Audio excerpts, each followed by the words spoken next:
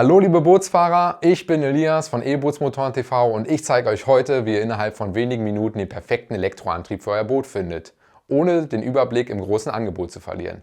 Bleibt bis zum Ende dran, es lohnt sich.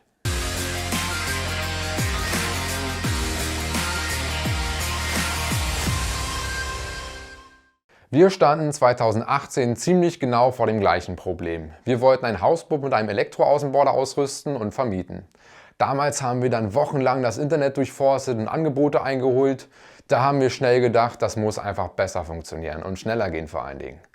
Daraus entstanden ist unsere Firma Greenboat Solutions und vor allen Dingen auch unsere Website. Unser Ziel ist, euch schnell einen Überblick zu verschaffen, damit ihr innerhalb von kurzer Zeit genau wisst, was ihr braucht, welche Produkte es aktuell gibt und natürlich auch, wie viel sowas kostet. Und wie das genau funktioniert, das zeige ich euch jetzt. So, liebe Bootsfahrer, so sieht also die Startseite von unserer Website aus. Den Link findet ihr natürlich in der Videobeschreibung, falls ihr gleich mal nebenbei gucken möchtet, welche Elektromotoren perfekt zu eurem Boot passen würden. Es gibt jetzt noch ganz viele andere Funktionen auf unserer Website, wie den Shop oder den Ratgeber. Da wollen wir heute aber nicht genauer eingehen. Falls ihr daran Interesse habt, könnt ihr natürlich gerne selber stöbern. Oder falls ihr dazu ein Video sehen möchtet, schreibt es gerne in die Kommentare, dann gehen wir später auch gerne mal auf andere Funktionen ein. Ich möchte euch heute zeigen, wie ihr anhand unseres Produktfinders schnell zu den ersten Ergebnissen kommt. Und ihr seht hier schon gleich die Eingabemaske. Und die erste Frage ist, was ihr für einen Bootstypen habt. Wir unterscheiden hier nach 3 verschiedenen Varianten: Motorboot, Segelboot, Hausboot. Ihr seht, wir haben schon etwas vorausgefüllt, um das Ganze ein bisschen einfacher zu machen. Wir wollen heute einen Antrieb für ein Motorboot finden, das ungefähr 7 Meter lang ist. Ihr tragt hier natürlich eure eigenen Werte ein und 1500 Kilo Gesamtgewicht hat. Bitte hier wirklich darauf achten, es kommt auf das Gesamtgewicht an, also voll beladen mit allen Personen. Wenn ihr da das Leergewicht angebt und am Ende noch 200 Liter Wasser, 3 Kisten Bier und 5 Personen mitnehmt, dann kommt natürlich am Ende ein ganz anderes Gesamtgewicht zustande und ihr bräuchtet auch eigentlich einen anderen Motor dafür oder vielleicht zumindest einen anderen Motor. Auf jeden Fall wird das Ergebnis nicht so ganz genau.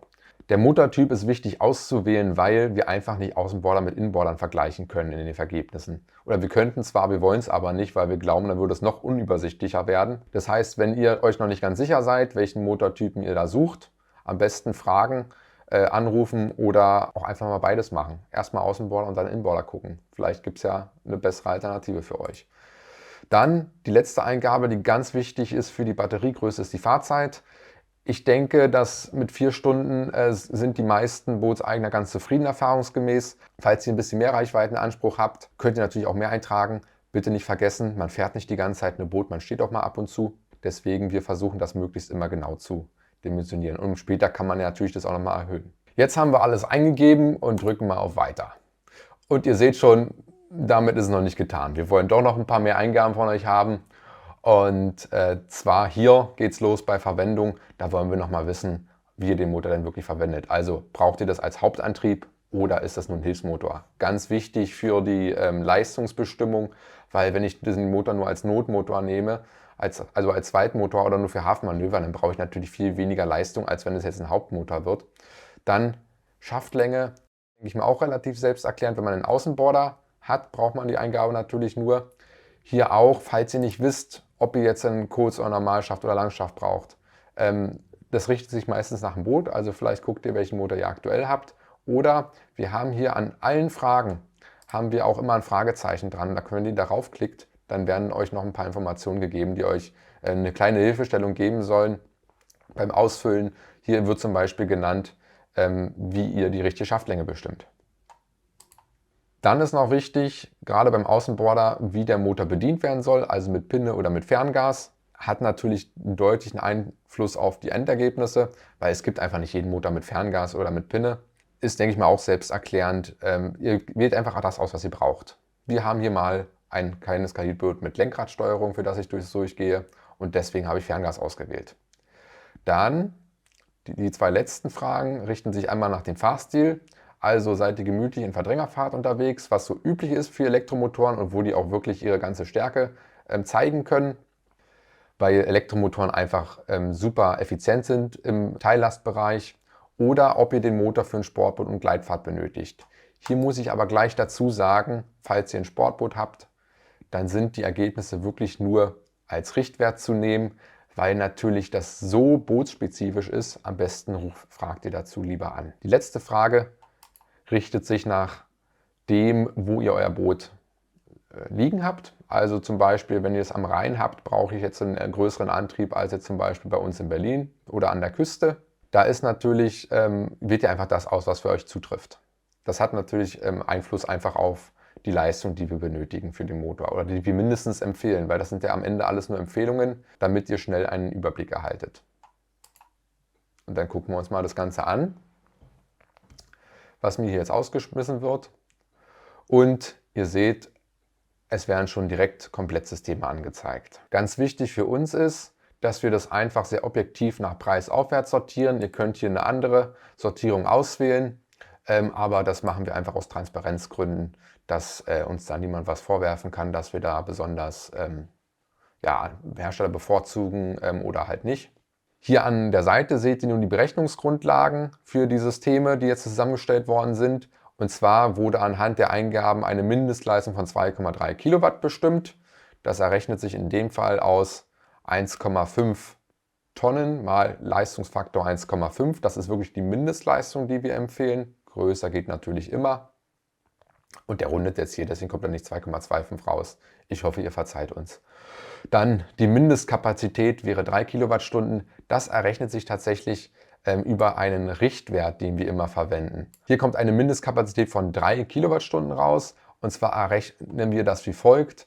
Eine gute Daumenregel für die ökonomische Reisegeschwindigkeit ist, dass man ein halbes kW pro Tonne ungefähr braucht, um ein Boot zu bewegen und da auf so 70 bis 80% der Rumpfgeschwindigkeit zu bringen. Klingt erstmal sehr abstrakt. Was heißt das jetzt für euch? Das heißt einfach, das ist eine Geschwindigkeit, die das Boot gut erreicht, mit wenig Leistung.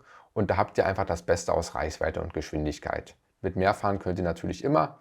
Dann seid ihr ein bisschen schneller, geht ein bisschen auf die Reichweite.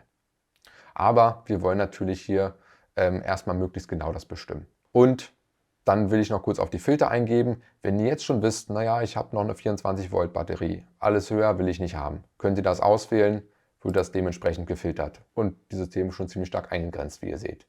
Wir wollen die Filter ja erstmal nicht verwenden, sondern mit dem ersten Ergebnis anfangen, damit ich euch noch kurz durch die Maske durchführen kann. Und zwar, ihr seht schon, die Komplettsysteme bestehen immer, wie der Name schon sagt, aus dem Komplettsystem. Ein Motor, eine Batterie, ein Ladegerät und, falls nötig noch, benötigtes Zubehör, wie zum Beispiel bei manchen Herstellern ein Gashebel, den man immer separat bestellen muss. In dem Fall ist das günstigste System der Husting Ventura F5 mit einem Lithium-Akku. Ihr seht hier eine Zusammenstellung, was die Motoren oder was das Gesamtsystem kostet. Das wäre 3.308 € für die Komponenten und die einzelnen Positionen aufgeschlüsselt. Dann seht ihr hier die Leistungseckdaten von dem Gesamtsystem, also hier die Leistung von dem Motor, die nutzbare Kapazität von der Batterie, die Ladezeit der Batterie mit dem ausgewählten Ladegerät, die Fahrzeit und als letzte Information hier noch, wie viel der Akku pro Kilowattstunde kostet. Das ist einfach nur so ein Preisfaktor, dass man das mal so ein bisschen vergleichen kann. Und weil das nicht schon reicht, zeigen wir euch hier, wenn ihr die Details ausklappt, wirklich alle technischen Daten an. Sowohl zum Motor, hier mit Kurzbeschreibung und hier alle Sachen wie Gewicht, Schaftlänge, Salzwasserresistenz, Drehzahl und so weiter. Also alle wichtigen Informationen zum Motor. Das gleiche natürlich hier zur Batterie und zum Ladegerät. Ganz wichtig ist natürlich auch, diese ganzen Komponenten sind von uns schon so zusammengestellt, dass sie auch hundertprozentig miteinander funktionieren. Haben wir das auch geklärt?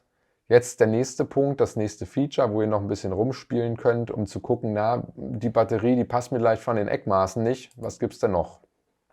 Und zwar haben wir hier einen Reiter Batterieoptionen. Da könnt ihr dann tatsächlich unterschiedliche Optionen auswählen, um dann auch mal zu gucken, wie sich dann hier die Fahrzeit ändert. Oder zum Beispiel, also diese Batterie hat zum Beispiel jetzt auch eine Bluetooth-Überwachung, die die obere nicht hat.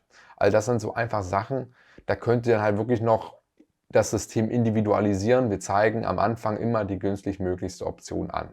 Bei Fragen zu unserer Empfehlung gerne anfragen. Da könnt ihr diesen Button beispielsweise nutzen oder einfach anrufen.